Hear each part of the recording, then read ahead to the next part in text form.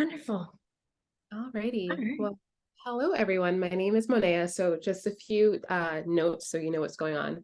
I'm looking down because I have my phone set up on the back of my computer as like a better camera because my iPad or my computer camera is not great. I also have my little fur child right over there, but sometimes she gets a little needy. And so you see me kind of like shushing her away. That's what's happening. But I'm Monia. My pronouns are she, her. And I'm super excited to be on this chat and this call with you guys, just talk about movement and what that looks like and how to navigate it with chronic pain and chronic illness and all that stuff. Thank you, Roxy. And so I really like for these conversations to be collaborative. And so if you have any ideas or any questions or just something comes up and you want to externalize it, I talk a lot. So you can just chime in, you can type it in the chat, you can raise your hand, whatever feels the most comfortable for you. And we'll be doing some exercises today. We'll be doing two at least, maybe three. But if you could just take a few minutes and grab anything that feels supporting for you, if you're able to be fully here, but if you're doing other things, just like do what you can as you are. So maybe some comfortable blankets or pillows, incense, essential oils, candles, things of that nature. If you want to make some tea, hi Lori. You want to make some tea or just have things that kind of soothe your soul with you. And then if you can have a journal and a notebook as well, and if you have other ways of externalizing ideas, whether that's drawing or writing in your notes on your phone, or just kind of like closing your eyes and taking it in, you can try and get that space set up for yourself. So let's take about, I'd say 2 or so minutes, just grabbing those things, setting up your space, getting a little cozy. And we won't actually be doing any large physical movement today. There might be a little bit of like wiggling in place where you are, but that's really about it. So let's take about another like minute or so and grab your things. And if you want to type your name and pronouns in the chat and just share anything that you'd like about why you're here today or what you're interested in learning about, I'm also happy to receive. One more note, Chatty Cathy.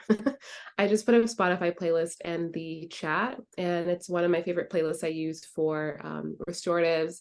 I teach yoga nidra, and so it's minimal words. I really don't think there's any, and it's a lot of just soothing, soft music. And so there are some points we'll kind of be in quiet for a little bit, and so you can play that playlist if you like some background noise. So I think that's enough talking for this minute. And again, if you have questions or comments, you can type them in the chat. It'll take about another 30 seconds to get your spaces set. It's kind of funny just looking at the boxes. I have a bird brain, so I might get distracted at some or many points. All right, I'm so moving to a more comfy spot. thank you, Lori. Amazing. You look so cozy over there, like the fluffy things and like the little nook that you have. So nice. It's All weird right. not having Emma climbing up onto me. Well, we'll see how long my pup stays in her chair right over there. She likes to sleep back here behind me, so she might end up behind me. But anyway, let's get going. So again, my name is Monia, she, her pronouns, and I don't know where to look. I live in Boston, Mass, well, in Somerville, Massachusetts, and I own a yoga studio here. And a lot of my work that I do personally focuses around trauma-informed movement, functional anatomy, chronic pain, depression, anxiety, and just really all of that. The way that I view and have experienced the world, for me, chronic pain physically and mentally they go hand in hand, and it's kind of hard to have one without the others because our bodies are so interwoven in all of our different layers. And so we'll talk about a lot of that stuff in the most digestible way. I am a nerd, so sometimes I get really into it. So I'm speaking a different language and you don't understand what I'm saying, please ask questions. You're totally welcome to speak freely. So, but the first thing we'll I'll do is watch the chat too thank and you. type in if anyone has questions, or feel free to unmute yourself and pop in too. Thank you. Yeah, so what we can do is we can start with meditation, and then Rosemary, at one point I will like to share my screen, not at this moment, but would you mind making me the host so I can do that in a few minutes? Okay, so we're going to start out with the meditation, and we'll go through it, and then I will talk about it afterwards because it's a pretty beautiful meditation that I like to offer, especially when getting introduced to new communities, and especially when we're working with our body and trying to figure out that movement relationship. And so I'm not sure if any of you have heard of the koshas. Does that sound familiar? Kosha? No. Okay. That's okay. So the koshas, they're within yoga and the yoga lineages and all that. There are many different paths and practices and different energy streams in the body. And one of those of many, many practices is a kosha. And so we have 5 koshas that make up our makeup. And often we think about movement or just our bodies in general. We primarily think about our physical body. And within the koshas, there are 5 layers or 5 sheets that make up ourselves as a whole. And so I'm actually going to share my screen now, so I think that'd be more beneficial for y'all. So on your screen here, you'll see these little people with, move my floating control panels so I can see. So you'll see these little people, and there's a bunch of different layers. And so with the koshas, again, we have these 5 layers that make up who we are and how we function, and how we navigate the world. So you have your most external layer, which is your Annamaya kosha. It's this purple color in the back here. And that is your food and your physical body, the things that you take in to nourish, things when you're moving your body and you're kind of walking and sitting and feeling things. That is your most external layer. Going another layer deeper is your Pranamaya kosha. And that is your breath. Prana is energy in your breath, and that's really your life force, what keeps things moving in your body, how you can temper your nervous system, how you can begin to know if you're stressed or if you're relaxed or if you're feeling uncomfortable. Typically that's holding your breath or breathing a lot quicker. And so that is the second layer inward. Going another layer in is the Manamaya kosha, and that's the mind, which is the third most internal layer within the body. And within the Manamaya kosha, there's all of that self-talk and those experiences and things that should and shouldn't do and all that chaos. And so we'll talk about that in a bit.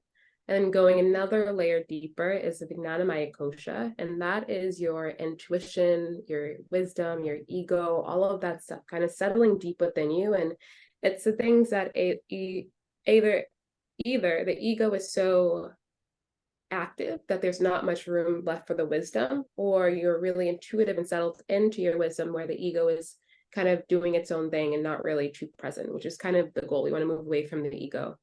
And then lastly is your deepest, most internal layer. It's the Anandamaya kosha, and that's your bliss body. And so that's space where we move into to experience peace and rest and just overall deep, rich comfort in the body, which is quite hard for people and people like us to experience, especially when our bodies are pretty angry.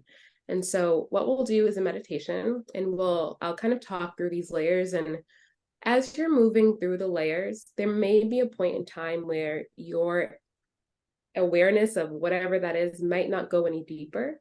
It's not good or not bad, it's just information. There might be times when you're moving so quickly through the layers that you might have to pull back out and come back in. Also not good or bad, it just is.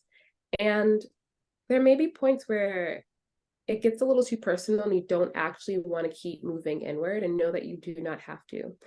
If at any point you get uncomfortable, because sometimes finding this deep awareness of your body, especially the physical body, it could cause more awareness that might not feel good. And so if you find yourself in that place, know that you can mute this when the meditation's over. I will turn the screen off. And so that way, if you're muted and you're just taking a step back, or you mute me, not you, mute me, you'll know that I'm done with the meditation and you can rejoin the group. And again, it's at your own discretion. So with that being said, let's start out in just a very comfortable position. You can close your eyes, you can lay down. If you get fidgety and you know that you like to keep something kind of in your hands, you can do that. But just take a few moments and just let yourself settle into your space. It'll take about a couple seconds or so. And then you might have all of those things that are comforting to you. So maybe you like those candles or those incense, or take a sip of your tea.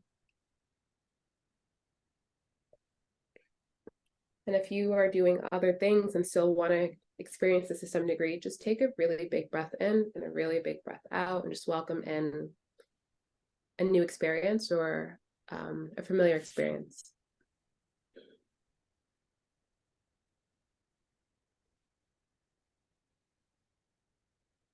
And then when you feel ready, you'll start to become slightly more aware of your physical body, your Annamaya kosha.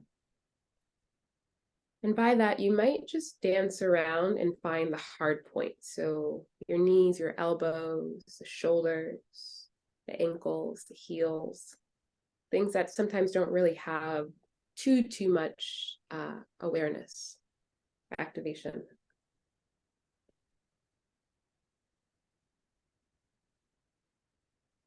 And if that's of interest and you want to go a little bit deeper, you might start to bring your attention to other spots in your body, maybe the collarbones, maybe the shoulder blades, maybe the ribs, maybe the fronts and backs of your thighs, the shins, the tops of your feet.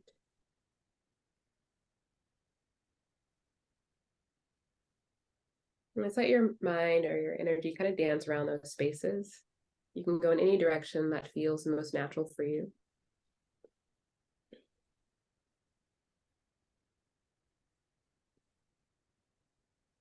And then keep going another layer deeper or another level within that layer and start to get more into the softer parts. So your belly, the lungs, the flesh of your hips and your butt and your thighs, the fingers and the palms, the toes, the arms.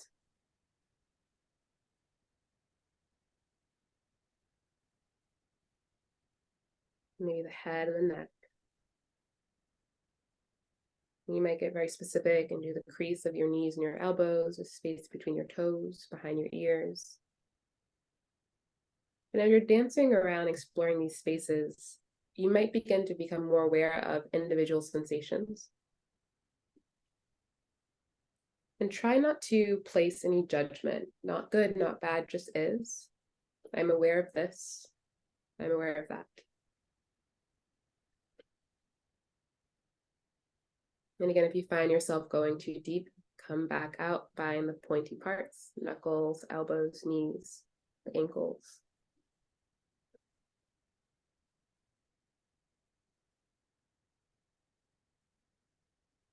I'm going to sit with that for a couple more breaths. And if you would like to externalize by journaling, or maybe even tapping the spaces that are giving you information, gently pressing, find ways to build a connection if that's of interest to you.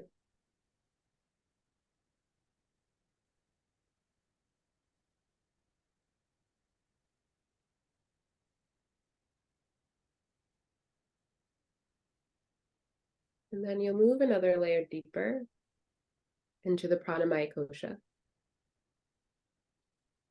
And that is your breath body. And it's where your energy really thrives. It's your kind of like your control panel.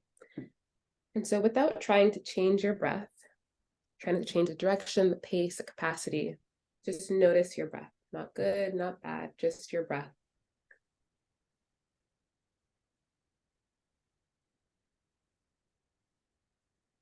What does it sound like if you can hear it? Where do you feel your breath moving in your physical body, pranamaya kosha?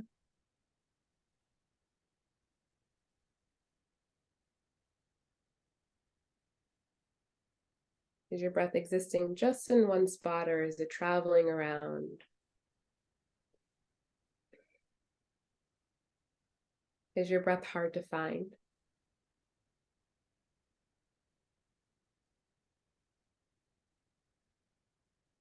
And do you feel like your breath is working with or against your body in this moment?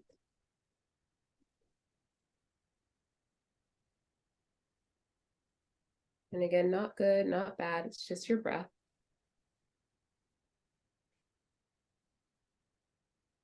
And as you settle into this deeper awareness of the breath, begin to decide if it is serving you or if it is not. And if it is not serving you, try and find the direction you'd like for your breath to go. If that's deeper, fuller, maybe take larger inhales and smoother exhales. If you would like to direct it to some other place in your body, place your hands or something on that space to guide the breath towards it.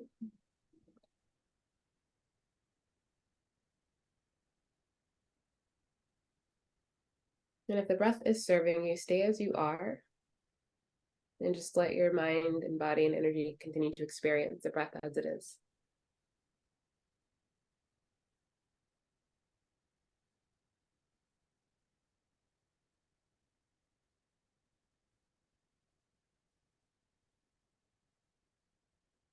And then we'll move another layer inward. It sometimes can be the most difficult layer to access or to settle into. It's the mind, Monia kosha.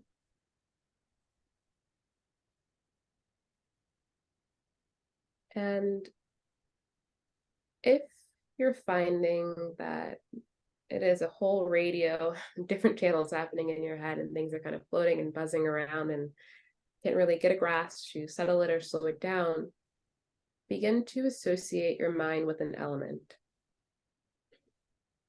It may be something like water or air, wind. And think of the movement of those two things. As the water comes into the shore, it grazes across the sand and it goes right back. There isn't a hard stop. And you can think about the wind moving in the trees often don't just vibrate at once, slow shudder, and then it gets a little expansive and things trickle down and settle. And there's no hard stop. And so see if you can begin to find a connection with the mind. And as things are coming in, let them flow in and then let them flow out and let it be a continuous stream.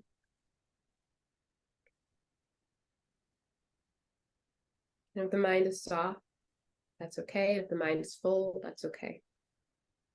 It's just information.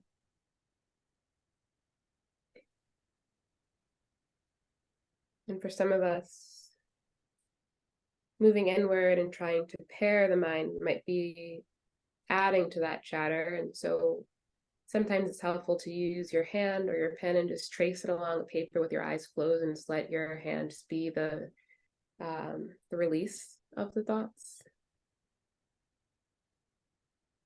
And if there's a bit of detachment, it's still very cloudy, you can take your fingers and gently use the pinky and the ring finger tapping along the eyebrows and the forehead and the temples, just trying to find a little bit of contact and connection. Settling into the physical body, noticing how it's affecting your breath, and then moving into the mind, the Monia kosha. And if you find that you're going too deep and there's a lot of things coming up, not good, not bad, just sensations, pull back, mute me, take a moment, come back when you're ready. If this feels good, let yourself settle into this layer.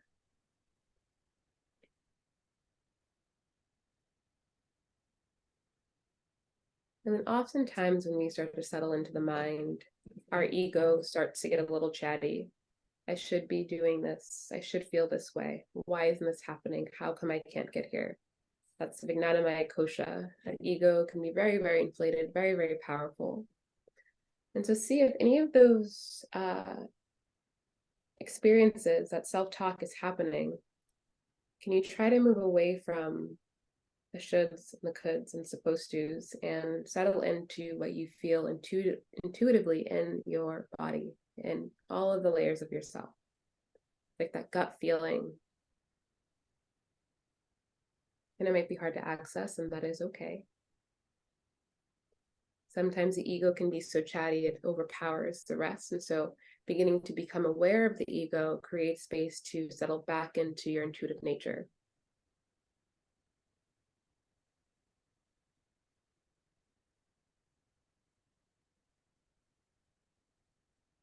Whether it's the ego or the intuition, it's still wisdom, it's still knowledge that can help support you.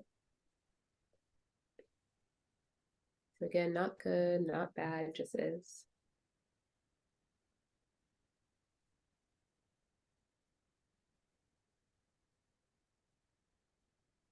And then if you still have the space to continue to move inward, see if there is any availability to settle into your most internal layer, your Anandamaya kosha, the bliss body. And that might look like a very solid relationship in this moment with your breath. That might look like you feeling very comfortable and warm and able to relax in the space you've created for yourself. You might be moving closer to rest and recharging. As you move inwards, oftentimes people associate the bliss body and the experience of peace and joy with other things and other people and external items and objects.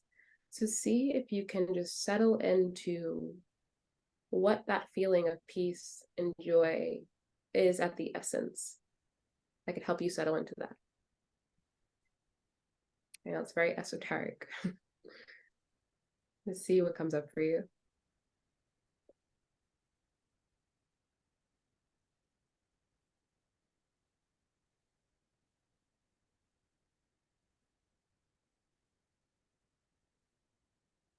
And then you might stay at this layer that is still of interest to you. And if things are getting very available and very aware, and sometimes that can be very powerful, and if you'd like to pull back, moving out of the bliss body, out of the wisdom body, out of the mind, maybe stay with the breath.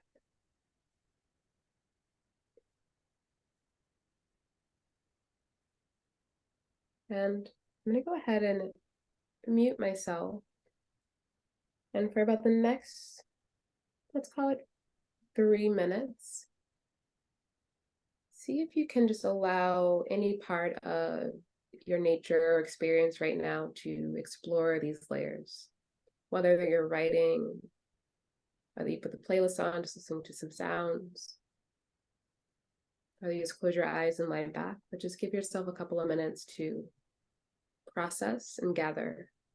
And then I'll bring us back after 3 minutes.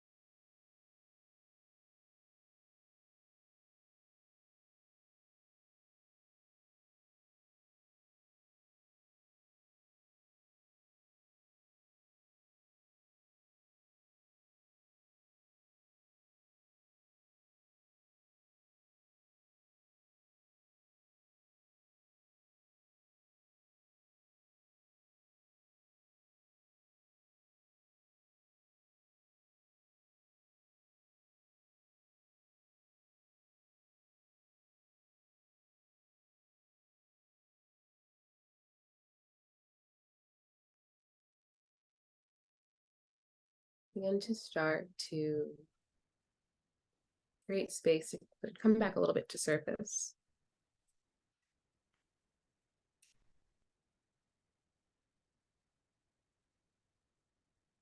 Begin to wrap up any things that are you're writing maybe, or just processing. And just take a moment and just consider what layers stood out the most for you. And it could be in any experience, whether it's good or bad, but just what layer did you have the most awareness or the biggest experience with?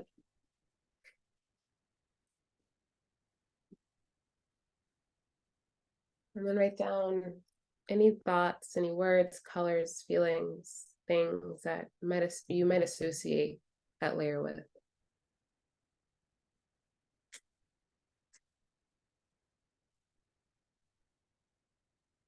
It'll take about a minute here.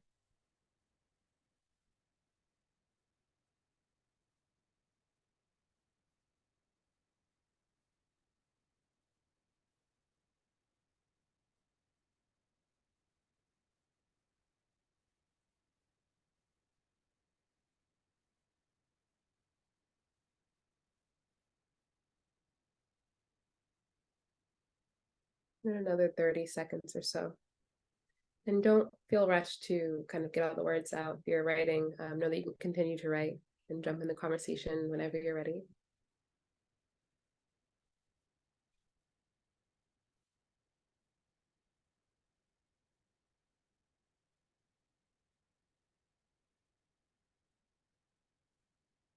And then if you'd like to share, I'm going to go ahead and stop the share for people who might have taken a step back. But if you'd like to share any experiences that you had, anything that came up for you, any layers that really just maybe you have no real words, but you just want to be like, this layer, it was this. Feel free to type in the chat or just chat out loud.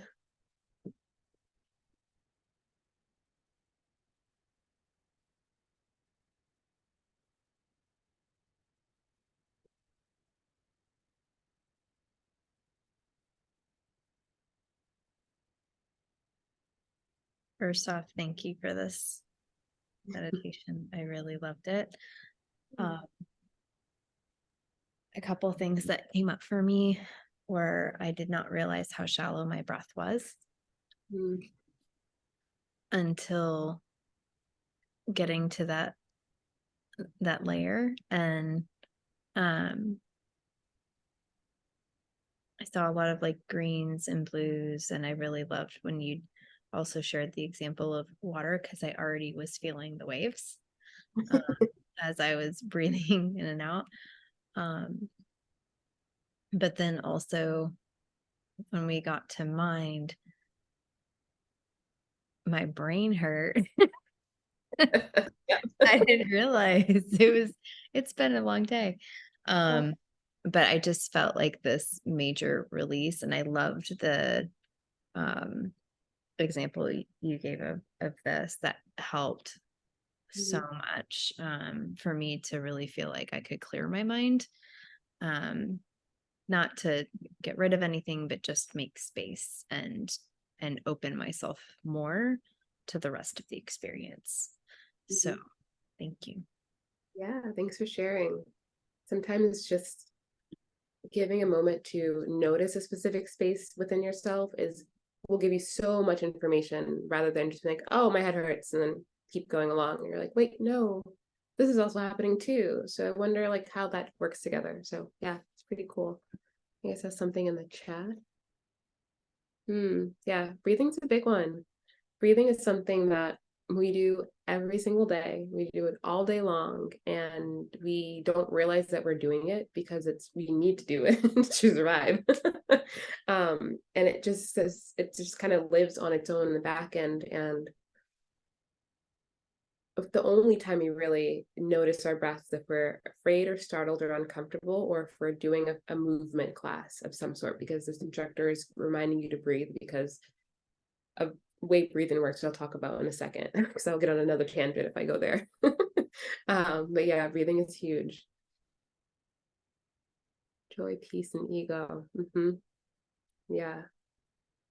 And those things, they're all so similar but so different. And they're such powerful, powerful experiences. Joy is like, when I think of joy, it's this big, like electric, vibrant, bouncy thing, whereas peace is like very subtle and very soft and very warm, whereas the ego is like, rah, here I am. And so it's interesting to see that that like spectrum for you. And maybe it might be interesting to maybe make like a triangle, and that's actually a good exercise for you, Lori. I think like making a triangle and putting those three things on it, and then next to them writing what those experiences look like for you, and what happens with joy, what happens with ego, what happens with peace. That might give you a little bit more information. Yeah. Anything else? Then I'll dive a little bit deeper into our exercise. And if you think of stuff later on, you can always type in the chat. We can still keep this conversation going. Yeah, for sure. All right, so I'm going to bring up the sheet again, just so we have that point of reference. And what I'd like to do is do a little exercise on how to find movement within our bodies. And so now we just learned we have at least 5 bodies within us. There are many more and many different practices, but today we'll focus on 5. And what often happens in my experience and my own chronic pain and working with clients with chronic pain is we get into this cycle, and I call it the flare life cycle. And I spoke about this a little bit on the platform, so maybe you've seen it. It's okay if you haven't. But what tends to happen is, let's say we're in the middle of a flare, and we had all these things we'd had to do, and work and chores and family and friends and life, and we're flaring, and things just come to a stop. They come to a halt because we can't do anything with what we're experiencing. And so all of those things kind of pile up on the back end, and they could be as simple as like dishes and laundry and chores, and that is just overwhelming because like how can you rest in an uncomfortable space? It could be larger where you're missing work or missing family obligations. Either way, things come to a stop. And then when we start to feel better, and it's usually like the day before we're out of the flare, we dive in and we are checking things off the list, and we're just doing all the laundry and all the dishes and vacuuming everything and catching up and texting and emailing, and we kind of just go a mile a minute. And then we go so hard so quickly that it puts us in a little, maybe a mini flare or another big flare, and that cycle keeps going and keeps going and keeps going. And then amongst all that, we're still trying to keep moving our body. We're still trying to be healthy in that physical nature and going to a class, a yoga class or workout class. And it's too much. It's so much. And one of the things I really like to talk about today is how to explore movement during a flare, before a flare, after a flare, in all the different ways. And it can be really hard when you go to your doctors, maybe, or friends, or on the internet. The first thing people tell you to do for gentle movement is yoga. And there's so many styles of yoga. There's so many styles. And even if you go take a restorative yoga class and things don't feel good in your body, any one of those poses can cause a little bit more pain or uncomfortability, or give you more awareness of that experience, which might make it a little bit more difficult to find rest in a yoga class.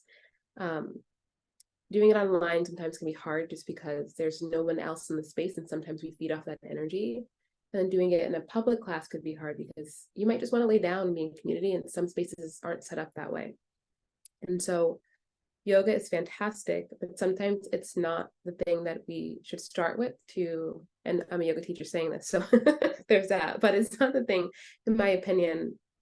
Let me clarify. Asana, which is the postures of yoga, is not the thing that I would recommend for you to start with when trying to find your relationship with movement in your body.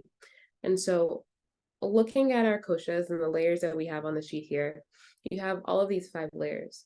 And if you had, I guess, if you couldn't move your physical body and you had brain fog and you couldn't find rest and your mind was going crazy, the one thing that you could always move is your breath. And starting with your breath gives you the most awareness on your body and how to really navigate that, how to navigate how much you can move that day. Where is your breath existing? Are you anxious? And so what we'll do is kind of chat about our breath and different ways to explore that and how to build that to a movement practice. And so does anybody have any practices with breath, breathing, anything around that nature that they do? It could be like a name of a practice or a quick description. You can say it out loud. And it doesn't have to be a fancy practice. It can be like, I hold my breath when I do this thing, and it helps me notice my breath.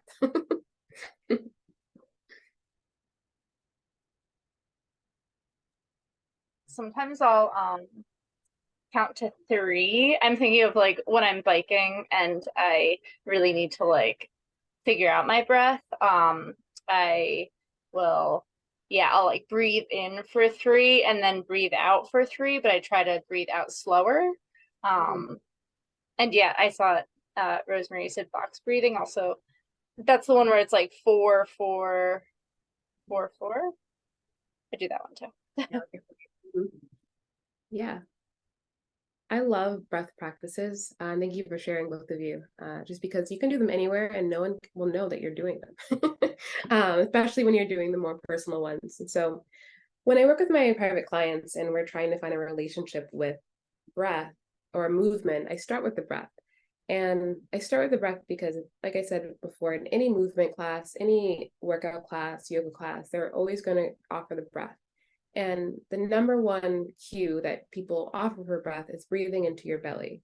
Now, people with chronic illness, chronic pain, it can be really difficult, especially in the chronic pain realm, to breathe into your belly if your pain is coming and originating from that space. And also, trying to elongate your breath when you don't have the space of things are inflamed does not feel good, especially in my experience. And so what I like to try and do, and we'll do this together in a moment, is how can you focus on the breath, bring in that awareness, find deeper breath, but not going downward. And for most of us, our breath exists at our chest. So how can we use that energy, and instead of letting it go down, how can we let it go around us? And we can use this image of the koshas here in front of us to try and use our eyes or navigate that internally. And so wherever you felt your breath in your physical body, maybe you place your hands or you just give a bit of awareness to that space on your body. So just place your hands where you felt the breath was the most active, whether it's the chest, maybe your shoulders, maybe just in your head. You can bring your hands to your ribs, your diaphragm, your belly, wherever you felt it. And then just notice that contact of your hands, wherever they are, whatever is making you more aware of that location of your breath. And then whenever you feel ready, at whatever capacity that you'd like, take 3 breaths into your hands.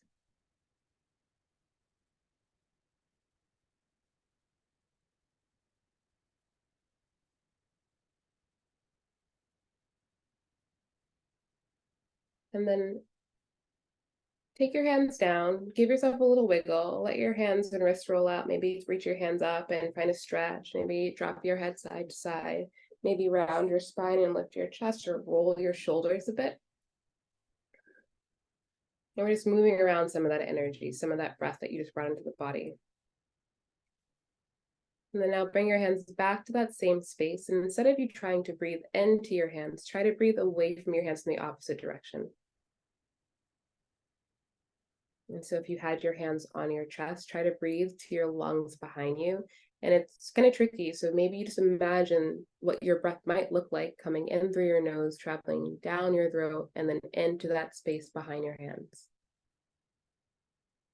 And take 3 breaths like that.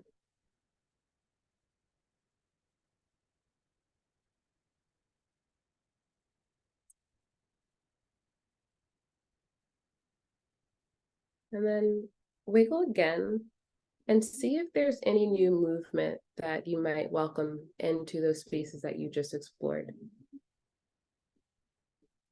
And sometimes taking those small movements of the breath, you might notice that, oh, wow, I'm really rounding my shoulders. I might need to stretch and lift my heart a little bit, or my spine is really round and I feel really crunchy and I can't actually breathe anywhere else. Maybe I'll take a gentle twist to one side or the other.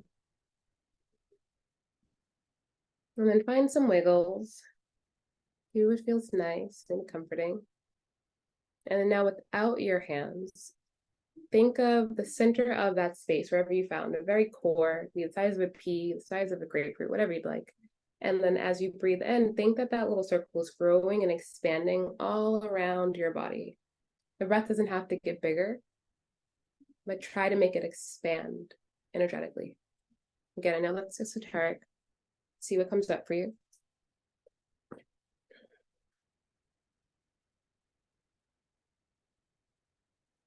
And there may be a spot where your breath doesn't travel farther than that core space, or maybe it goes way far out and fills up the space that you're in. It's not good or bad, just awareness. Notice what that gave you.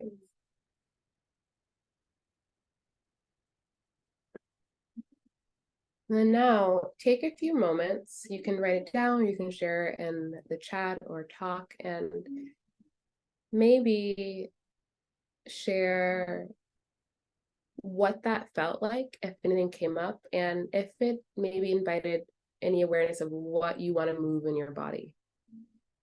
Does something feel tight or unavailable?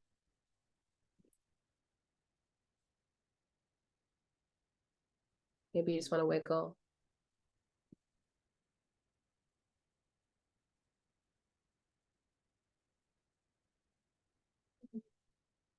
You can journal, you can share in the chat.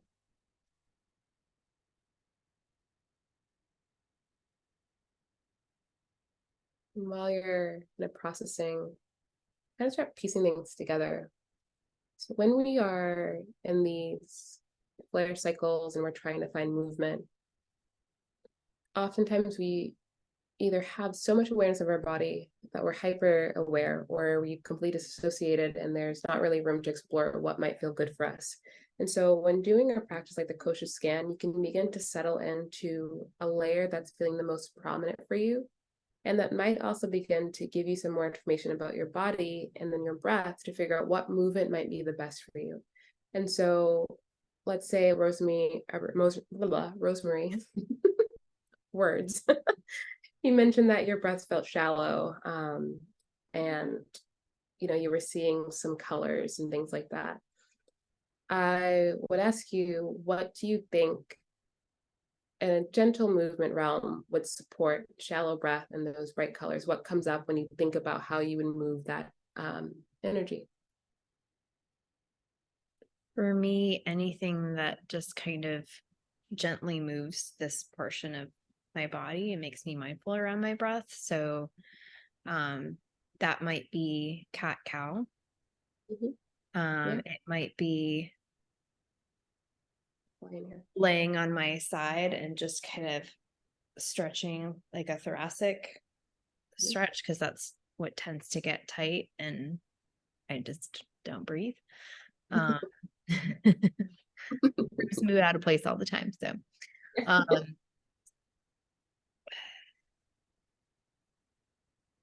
but it might not even have to, I tend to like go big, like start immediately thinking of those things. But I think even just like sitting up straight or just changing my position to make me mindful of my breath. Yeah. Also can be helpful, especially on a really rough pain day.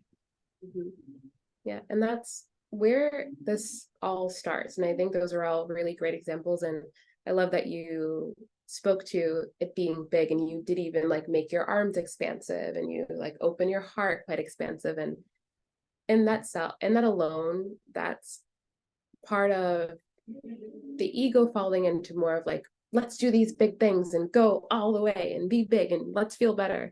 But then once you took a second and like kind of processed what you actually needed, you realized that it was a little bit more of a gentler space, and you realized what you really need to do was open your heart, because the breath needed a little bit more room. And so once you can start to kind of see the big picture, that's probably going to come up first, and pull back into those tinier spaces, then you can start to develop really small practices that support that, even when you're at a big pain moment. And so if something like your breath is shallow and you need to open your heart, maybe you stick an extra pillow behind your back and you pick your hands to your ribs and breathe into your hands and see if you can move the breath that way. maybe you take your arms up and overhead and just lean back a little bit and try to free up the shoulders and the chest. And it starts there.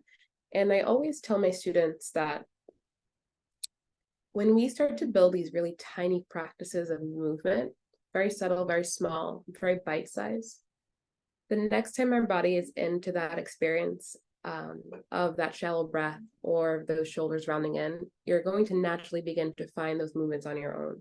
And sometimes you might notice, like when you're at a work desk, you might be wiggling and like trying to get comfortable. That's your body saying, hey, we're uncomfortable, we got to move.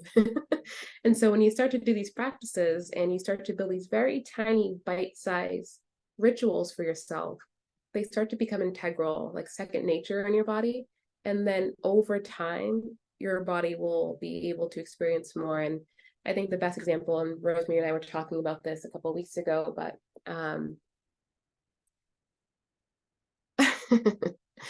I mean, I think crying is great. Sorry, I cut myself off because I'm seeing Roxy's message. I think crying is great, and it is very uncomfortable, and it is very vulnerable, and it can be very overwhelming because it's such a big feeling coming out of your body in all the different ways. And when you're crying, it's just a big release. And if it's something where, and I don't know your personal practices or, you know, the things that go on for you, but if it's something where that's your first point of release and externalization, I might find, and I'm like really dramatic, so I like to cry. Sometimes I can't.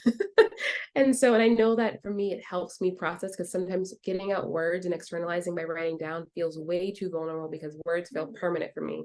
And crying, it happens and it goes away and it probably will come back at some point.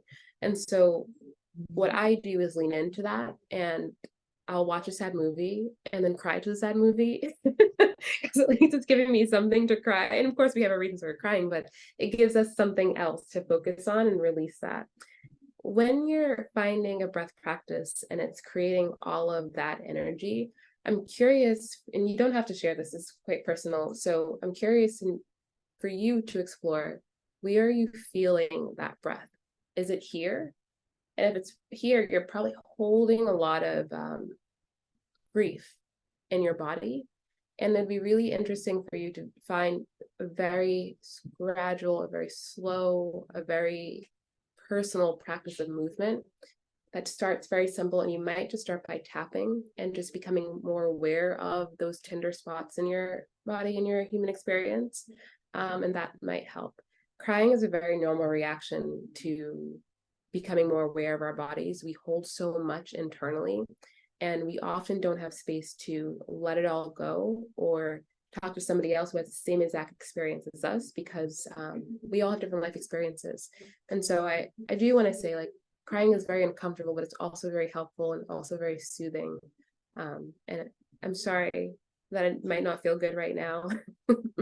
Trust me, I know, but I would really encourage you to try and explore it a little more. And it might be more uncomfortable before it feels comfortable. Yeah, I hope that helps or gives any information. And if I'm wrong, you can tell me I'm wrong. You can say, that's not actually what I was saying. Oh, you're welcome. Yeah. And of course, like, these are just my own perspectives, and just, I'm not an expert on tears. I'm an expert on pain. So so take with it what you will. There was a point for me where I could not cry for a few years, and working through that. Then once the gates opened, like I can resonate with Roxy's statement of like every breath would make me cry, especially if I had breath where I like put my hand over my heart for some reason. If I'm focused there, it still does that to me. But what you shared of like allowing that grief through your body, and it feels like it's never ending. And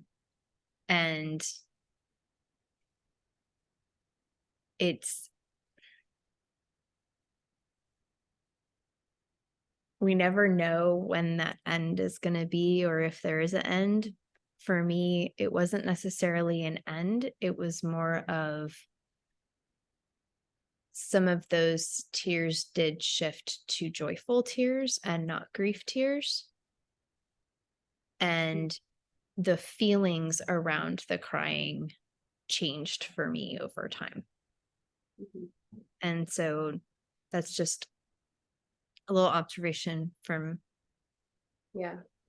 again, it's my own personal experience as well. Like, it's not professional experience on that, but You it, should find a professional care person. yeah. Yeah. And actually, there's a couple disabled therapists that we work with. One you guys met last month or 2 months ago, Rochelle.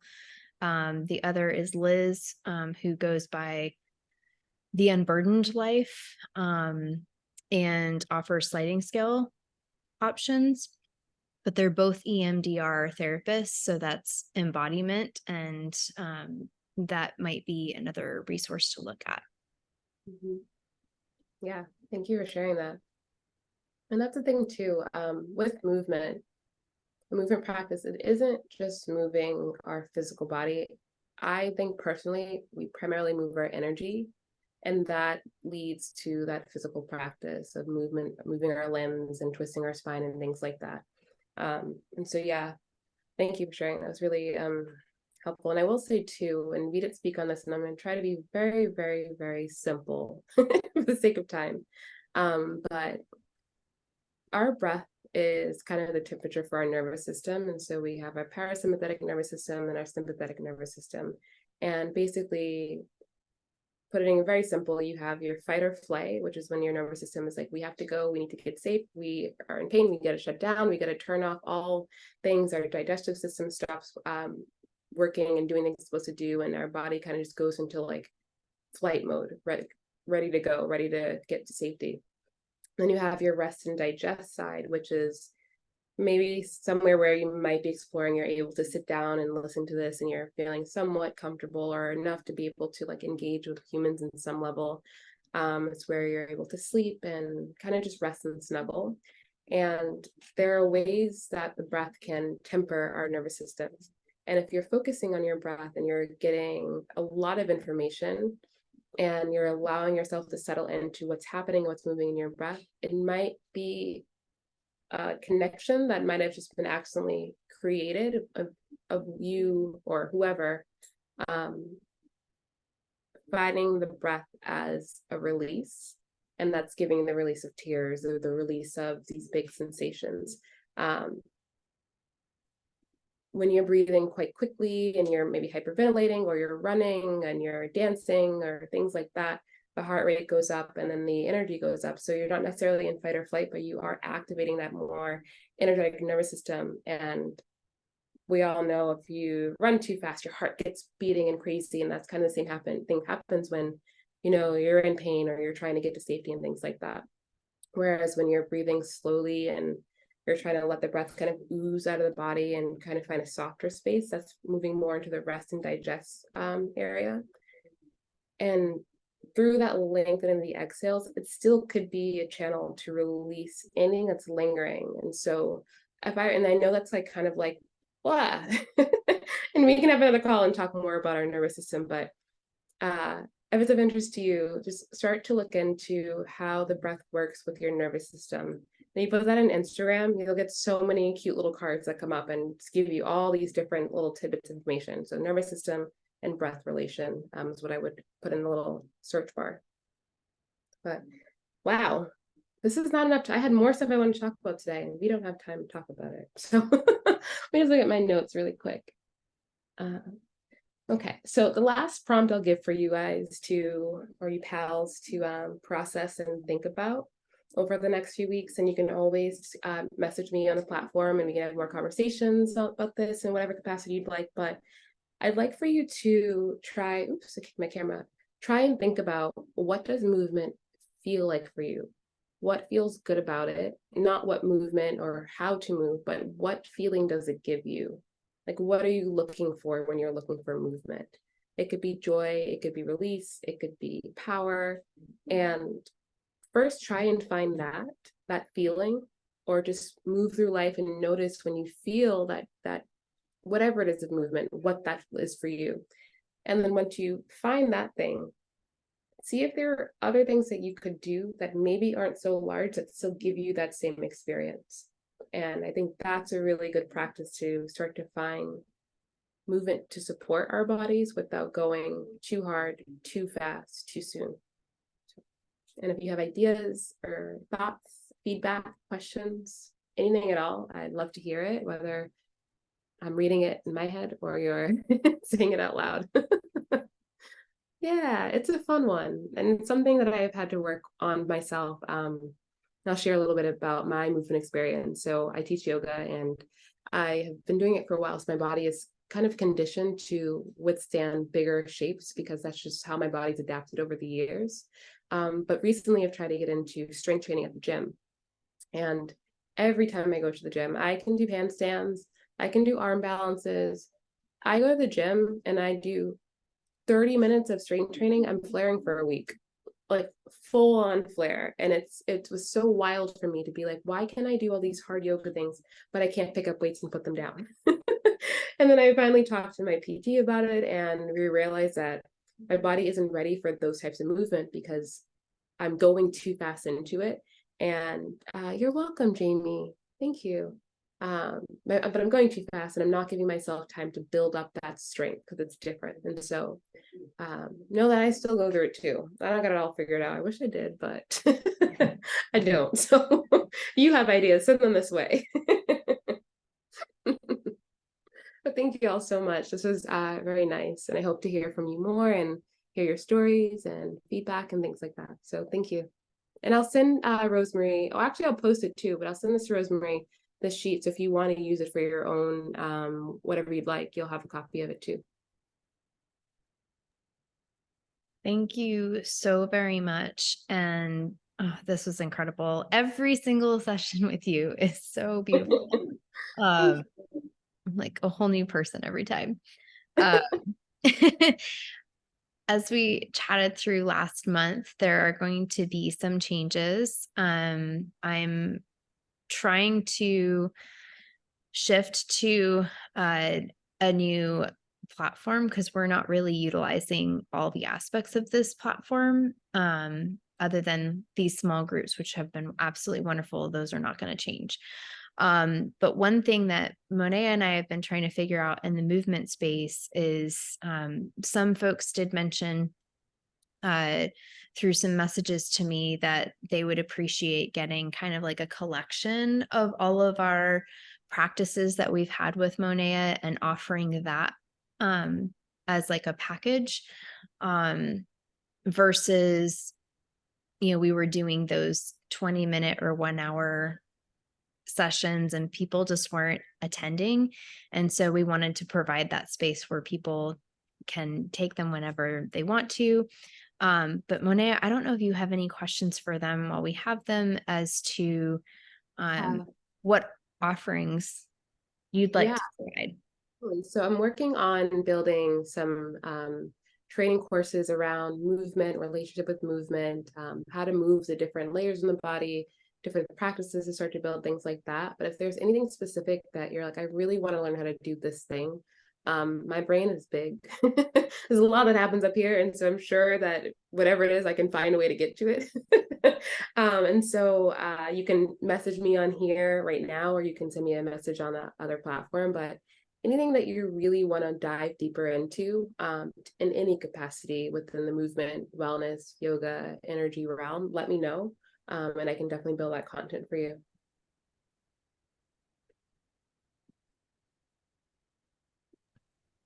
Thank you so much. You're amazing, Monia. You're great.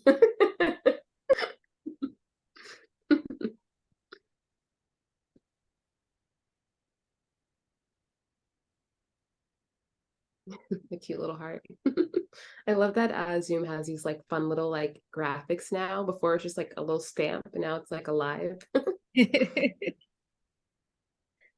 So cool.